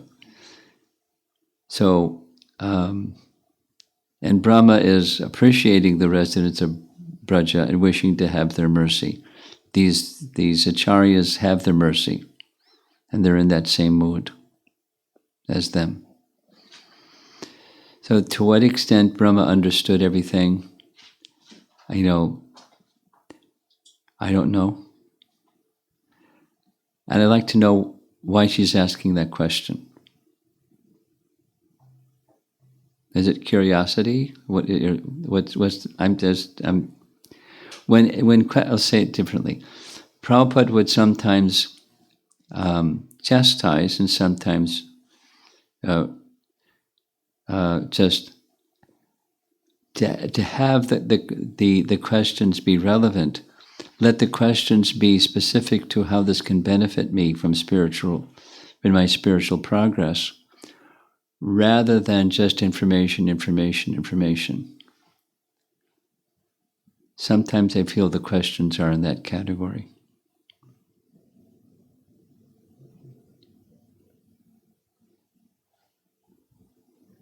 So she mentions that it's the base for my second question. Okay, so it is connected. Okay. Her second question is, many times due to dull intelligence, Dull intelligence, we may not understand spiritual authorities' message. What is appropriate way to seek clarification? you ask. That's all. Not in a challenging, but in I wish to know submissive way. Now her question, the first part becomes more understandable why she's asking it. Go ahead.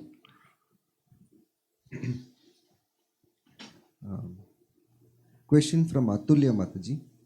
Similar to Lord Krishna's pastimes in Goloka Vrindavan, is it that Lord Rama's pastimes are also going on eternally?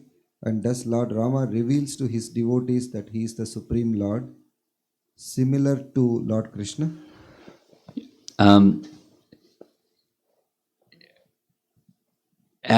Yes, with the qualifier that goes like this.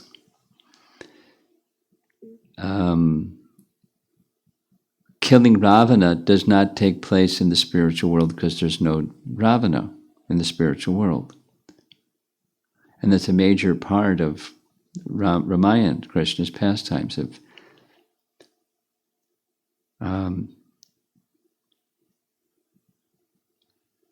So my understanding is as follows. As with Krishna's pastimes, there's eternal pastimes and there's occasional pastimes. That's Bhaktisiddhanta's term, nimitta, that take place in this world that don't take place in the spiritual world, like killing of demons and like, the actual birth pastime. There's no birth pastime of Krishna, although Mother Jasoda is clear, this is my son. And Nanda Maharaj is clear, this is my son. There's no birth pastime. So in Ramayana, that's, the big section is the birth of Lord Ram. So the second part, so there's occasional, there's eternal pastimes. Second part is I'm much less familiar with commentary on Ramayana than I am commentary on Krishna Lila. So it's hard to answer that question for me because I'm not so familiar with commentators say, because that's how we know stuff. That all of this is beyond so we have to know from authority, Guru Sadhu Shastra. That's how we can know something. Even material, what to speak of otherworldly. And I'm not so familiar with the commentary of the Acharyas on the pastimes of Rama on earth and the pastimes of Rama in the Ayodhya and the spiritual world. Are they the same? In principle, there's eternal Leela and there's occasional Leela. And I can't say much more than that. She had a follow-up question with that. Maharaj, are there any events where Lord Rama reveals his supremacy to his devotees? Yeah. Well, there are two specific expressions in Valmiki Ramayana. One is when Parshuram speaks to Ram and he declares his divinity, but not everybody hears all of that. But he declares it in Valmiki Ramayana. Trying to remember the other.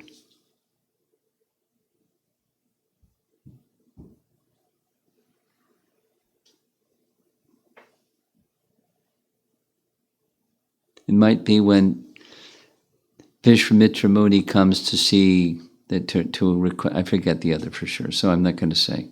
There's another specific example where in Ramayana the divinity of Ram is revealed. Otherwise, he's not specifically revealing his divinity, but he's showing powers that are, not worldly. But during the Ramayana period, there were many persons that had these super amazing mystic powers, and they weren't God. They had mystic powers like anything. So many had so many powers. So, not so explicitly. The short answer is, I'm unaware of anything that's so explicit like what Krishna showed to Mother Jasoda, or what Krishna showed to Brahma, or what Krishna showed to Arjuna. I'm unaware of Ram doing something similar in his pastimes. But I'm not so familiar. But I'm unaware of any. There's two more questions.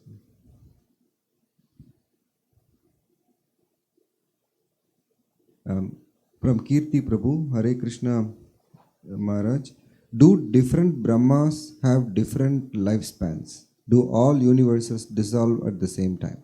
Yes.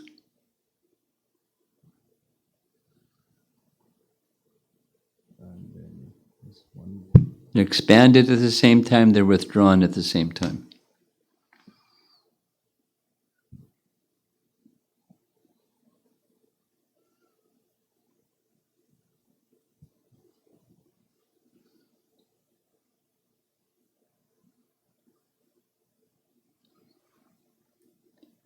This is an interesting way to have this class and discussion, isn't it? Very different. I found it. Hare Krishna Guru Maharaj. At the time of dissolution, Lord Brahma, along with the inhabitants of Brahmaloka, go directly to the spiritual world. Not always. My question is how one goes to Brahmaloka as no one worships Brahma in this material world, but they do worship other demigods. It's not that the only... One of the ways that you can go to a heavenly planet is by worshiping the presiding deity of that heavenly planet. But there is merit, like, for example, yogis may attain Brahmaloka. Long austerities, purifications, elevation of consciousness, attain Brahmaloka. There's descriptions like that. Now, an exhaustive list of other possibilities, it's certainly not through worship of Brahma because there isn't worship of Brahma. But by merit and qualification, one may achieve that. One letter, I saw the reply that Prabhupada wrote to Rupanuga. Rupanuga was my temple president for some time in New York. And he had written to Prabhupada, what's the destination of a perfect Christian? Where do they go? And Prabhupada replied, I saw the letter, it's very rare to find a perfect Christian. And then he said, if there is a perfect Christian may or will, I can't recall the verb, go to Brahmaloka, where there they can continue their practice of devotion and achieve spiritual perfection. Because he speaks of attain the kingdom of God. Excuse me, the kingdom of heaven. But it's not Satyaloka, anyway, this letter that Prabhupada wrote said Brahmaloka. And I saw the letter, and I haven't seen it in the letters book, but he was my president, so I saw the letter. You have something. Maharaj, one. Can you speak into the microphone, please? Sure, Guru Maharaj. One practical question, Guru Maharaj, for me actually. When I chant, do Mangalarti or go to temple or something, I'm able to think about Krishna or at least try to associate with Krishna in some means. But when it comes for other activities, like when I have to study for my work or when I have to do my work, my complete focus goes on that. So at that moment, what is a practical instruction for me? Like, how can I This is a still big topic. I'm very familiar with this topic. Okay. And, I can give you a short answer, medium answer, long answer, or just refer you to the many times that I've given long answers. I mean, one of the classic ways of asking this is, I get it, except for 9 to 5. And would it be, from 9 o'clock to 5 o'clock, I just there's no Krishna. And then 5 o'clock, and there's Krishna again. Yes. So what to do about the 9 to 5 part? I get the morning program, rising early, chanting, reading, offering arti, and then I get in the car and go off to work and sit in my workspace, and it's Krishna's gone. 9 to 5. So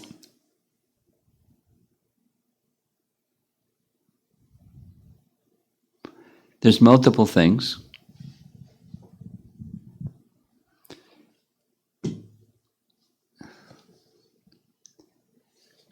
And it's already 17 minutes after 8. So I'm not going to give a long answer.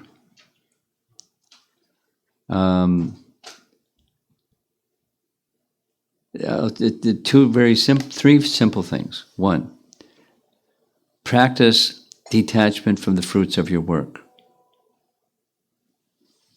Take a Bhagavad Gita message, work without attachment to the fruits of your work. And how do you do that? Well, you just understand, read it again and read it again and read it again and try to apply the principle, and you'll start to understand what it means, how to do it, how to be Krishna conscious at work, give the fruits. There was a devotee that asked me the same question some years ago, 40 years ago. And I said, the experience for you is going to be different than the next person. But if you apply yourself in principle, you're in the workplace, there's the person who thinks that they're your supervisor or boss or whatever, the one you're answerable to. But the one that you're answerable to is Krishna. So you just cultivate that consciousness, and you'll get some realizations. 3 months later, they said, lots of realizations. So it made the difference was it wasn't just asking the question, they really applied themselves genuinely to thinking of Krishna as the person who they're accountable to. And they got some realizations.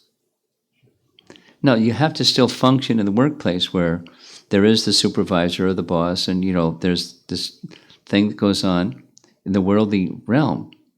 And you do that.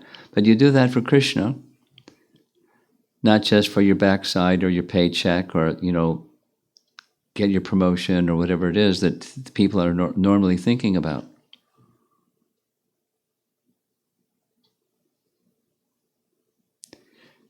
Act on the platform that my existence is for the pleasure of Krishna. He's the one I'm answerable to. I'm doing this for him. Now, you may not connect all the puzzle pieces right away, but it's a principle that if you act on the principle, you'll get realizations of how do you do it.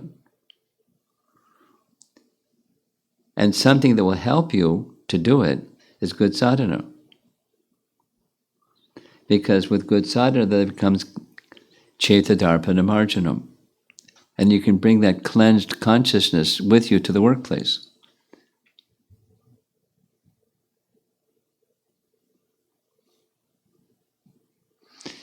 Here's 2 more. You're Krishna's instrument. That's your identity. And there you are in the workplace. So you're Krishna's instrument in the workplace. Somehow, it's not clear to you at the moment, somehow Krishna wants to use me as his instrument. So one of the ways I can be Krishna's instrument is exhibit the character of a devotee in the workplace. You show people, you don't have to give them a Bhagavad Gita class, you just show people through your life example. Here's the life of one who lives by the principles of Bhagavad Gita. And then they'll start to ask you questions about, what's up with you? You're different than everybody. I mean, they may not ask it, but they'll see it. And they'll observe, and they'll understand by your behavior and your speech and your manners and your everything.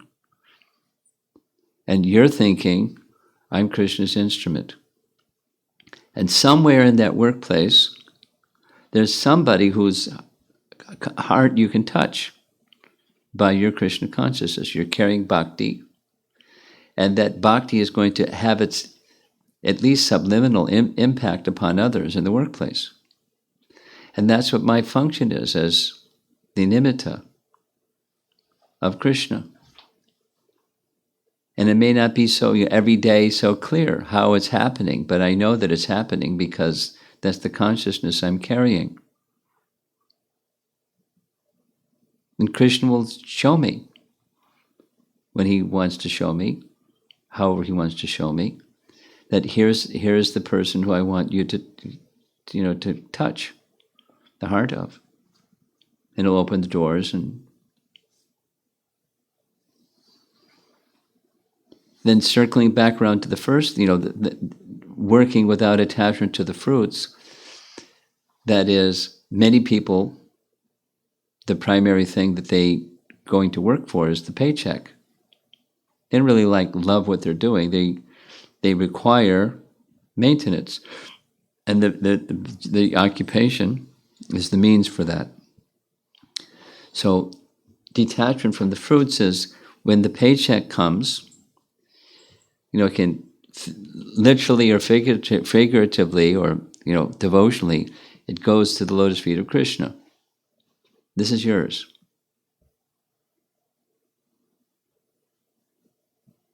And then it's spent accordingly.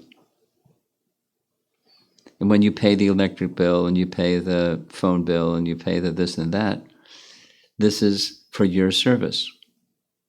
You expand in that consciousness. You can cultivate. My life in the workplace is in service to Krishna. The fruits of that work is in service to Krishna. And you live your life in that consciousness, in service to Krishna. Consciousness. You put the check in your bank account, but it's Krishna's bank account. And it's meant to be spent for Krishna. That's one way, just in terms of the fruits, that you can understand I have to be thinking of Krishna in the workplace because I'm working for him. It belongs to him. Like Prabhupada gives this example of an ambassador. He's representing a country, and somebody gives the ambassador a gift. It's not his. It belongs to the country.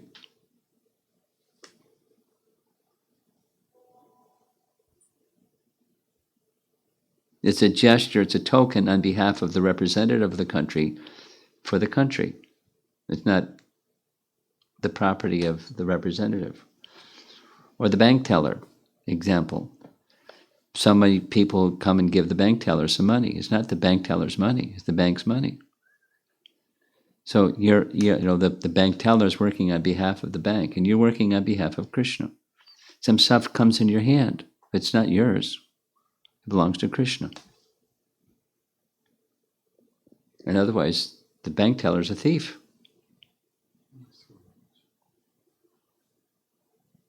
And as with material law, so also.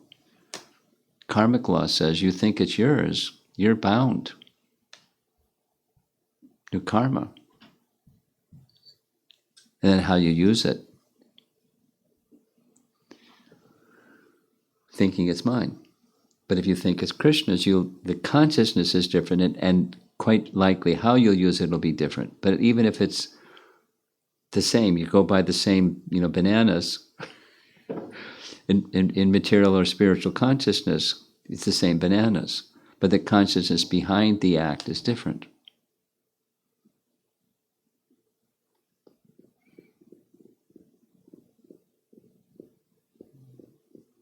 To be a devotee, to be a representative of Krishna in the workplace or anywhere, you have to be thoughtful. Manishinam is Prabhupada's phrase. You have to be thoughtful. And if you're not thoughtful, it's going to go right past you.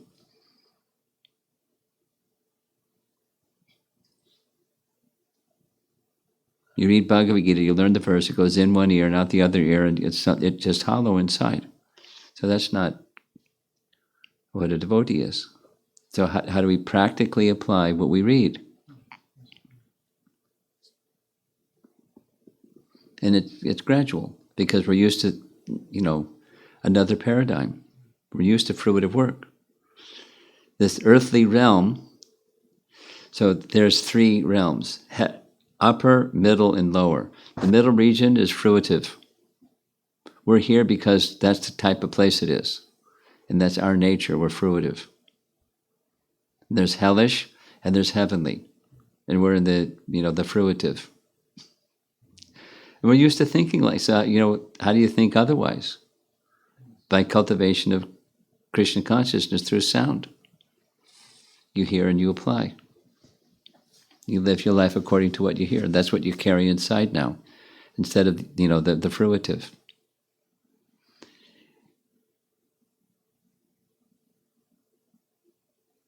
Right after you're not this body, then comes, how do you live your life that way?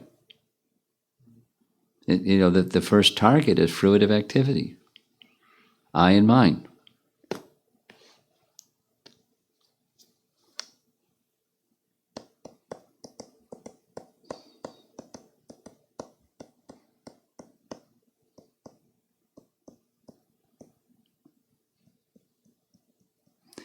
And it's, we're sitting here in, your living room, right next to your altar here. It's easy to hear these things and go, yeah. And then it's a whole other thing when the next time you go and sit down in the workplace. Or, on Monday you're doing your online, whatever it is, work. To maintain that consciousness is different than having a discussion about it now, which is what you said. But it takes, so your good sadhana will lead to application. If you have heard well, you will apply it. And there's conditioning to overcome the fruitive mentality, conditioning, like the speculative mentality and the fruitive mentality. Those two have no place in bhakti.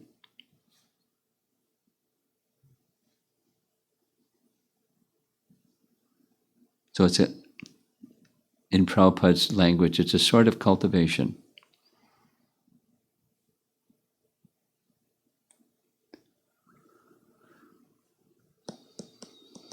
Okay. Now our hostess, do you have anything you want to add to this discussion? No, you're good. I'm also good. Okay. And our other guest here, you're fine? Any topic you'd like to have discussed? I have one question. Okay.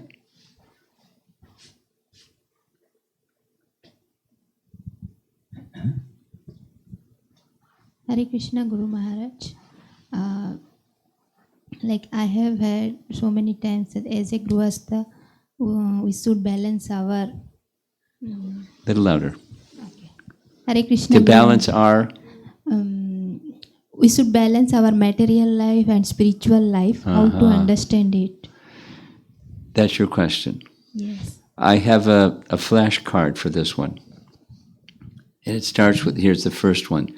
I don't like this word balance.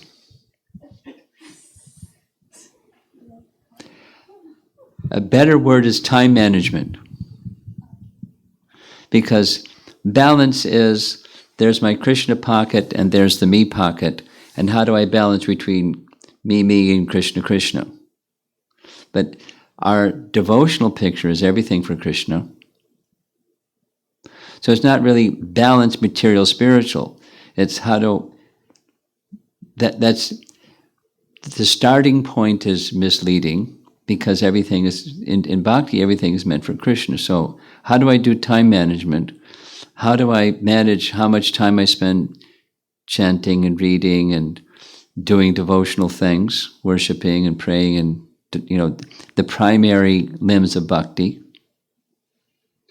And how much time management wise, how do I manage that time and the time that I require to do the things that are not directly the 9 bhakti processes?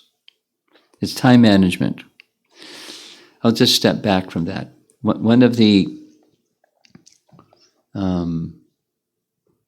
have you heard the name Harvey Cox?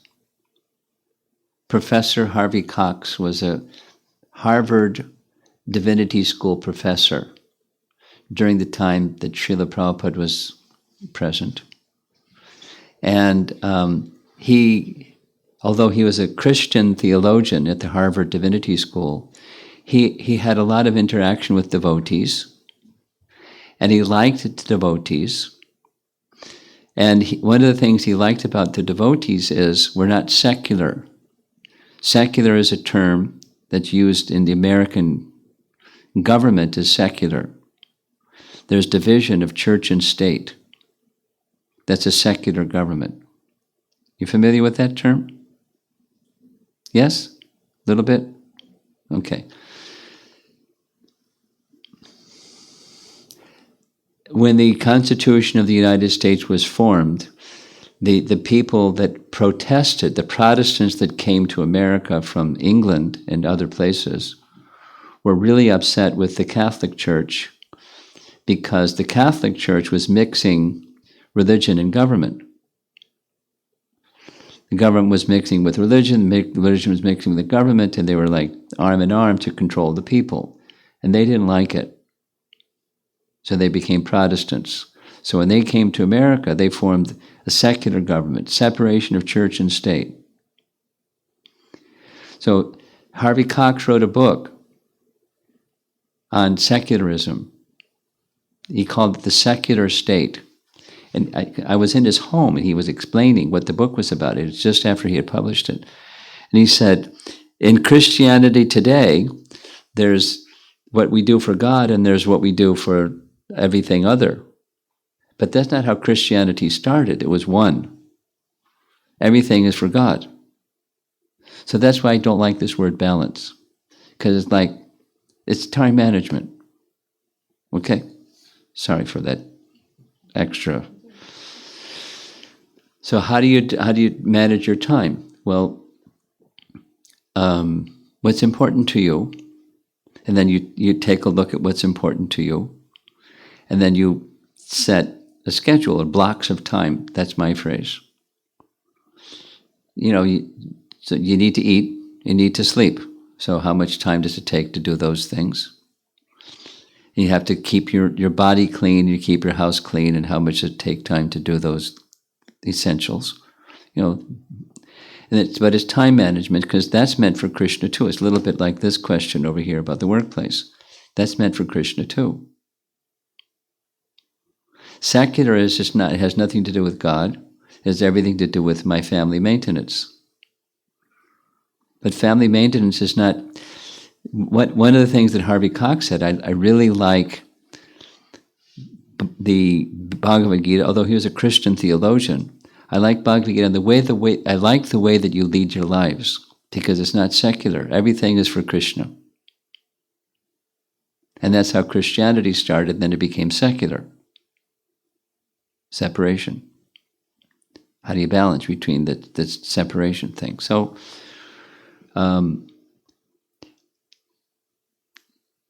once you have what's important to you, then you have how much time do I need to do these things, and you make a schedule and you follow it.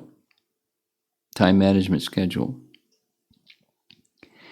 And one of the keys about time management is, I'll just tell it this way. here's this little boy who's like 5 years old, and I asked him, do you really do really well in school? He said, yeah. Okay, so I'm going to give you a quiz question. You ready? He said, yeah. So over here, imagine there's a glass jar. It's got a wide top glass jar. And over here is a big rock. And then over there, there's small rocks. And over there, there's some stones. And over there are some pebbles. And there's some sand. And it all fits in the glass jar. Now, which one goes in first? He looked at his mother. He said, the big rock. That's time management. It'll all fit. Not like unlimited stuff, but it'll all fit. And how to make it all fit, you put the big rock in first. The big rock means what's most important, foundationally important of all things. Now, if you're not a devotee, you can have different answers to that question. But if you're a devotee, it's the core spiritual devotional practices, that's the big rock. And it goes in first. And then the other things, and it all fits. You put the sand in last, and because the sand will, so the smaller things are smaller things, but they're important. Although they're smaller, they're important. But you don't just, ignore them, but you put the big ones in first, the big one in first. So that's time management. That's how you do the time management program, not the balance program. You have to assess each life is a little different. How much time do I need for this and that? And you're always looking, a devotee is always looking to not expand unnecessary things. That's simplicity. We always look to keep things simple. That's a mode of goodness principle, simplicity. But necessary is necessary. We keep things simple, but necessary is necessary. And then, so I don't have to spend so much time on the unnecessary because it's down to necessary. And I'm always looking to is it really necessary? And then, then I spend some time with that over there, whatever that is, because it's important. But I'm not going to neglect the big rock.